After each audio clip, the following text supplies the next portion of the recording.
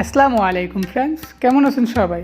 Friends, আজ আমি আপনাদের সাথে শেয়ার করতে যাচ্ছি ফেসবুকে একটি ইন্টারেস্টিং, খুব গুরুত্বপূর্ণ একটি সিক্রেট টিপস। তো টিপসটি হলো যে আপনার যদি 2 বছর আগে কিংবা 3 বছর বা 5 বছর আগে একটি পোস্ট করে থাকেন, সে পোস্টে আপনি দেখবেন যে সেম ডেট আর যখন আসে তখন শেয়ার করার জন্য আপনাকে সাজেস্ট করে।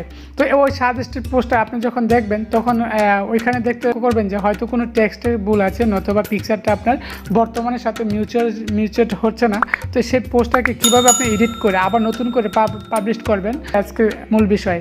তো আমি এই বিষয়টা আপনাদের সাথে ফেসবুকে গিয়ে সরাসরি দেখিয়ে দিব। তো আপনারা ভিডিওটা সম্পূর্ণ দেখবেন। সম্পূর্ণ যদি না দেখেন তাহলে হয়তো আপনারা শিখতে বা জানতে বা বুঝতে অসুবিধা হবে।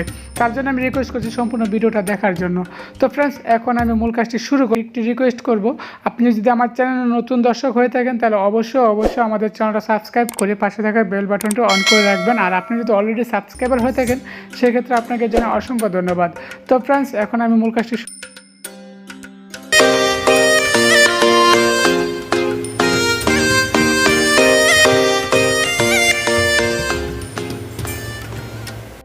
হ্যাঁ ফ্রেন্ডস, অসংখ্য ধন্যবাদ আমাদের সাথে থাকার জন্য। ছোট্ট একটি অ্যাডের পর চলে আসলাম মূল কাজটি দেখানোর জন্য। তো এখন আমি ফেসবুকে মেন অ্যাপসটা ওপেন করব। ওপেন করার পর ফেসবুকে প্রোফাইলের উপর ক্লিক করব। ক্লিক করার পর আপনি ধরুন যে আপনি বর্তমানে পোস্টে একটি এডিট করবেন। এক্সাম্পল হিসাবে আপনার যখন দেখবেন যে এডিট করার জন্য দিচ্ছে তখন এরকম একটি পিকচার আসবে। তো এই পিকচারটা দেখুন আমি দিয়েছি। তো এই পিকচারটা ধরেন আমার এখানে 6 জুলাই আমি পোস্ট করেছি। তো এই পিকচারটা আমি এখন আপডেট দিব। তো অবশেষে আমি পোস্ট করলাম। তো এটা কী করতে কীভাবে আপডেট দিবেন সে প্রসেসটা আমি দেখিয়ে দিচ্ছি। এখানে 3 ডটে ক্লিক করবেন। ক্লিক করার পর এখানে দেখতে পারবেন এডিট পোস্ট, ক্লিক করবেন। ক্লিক করার পর আপনি লেখাটা যদি এডিট করেন লেখার উপর ক্লিক করবেন। যদি লেখা ভুল থাকে অবশেষে আমি পোস্ট করে ফেললাম।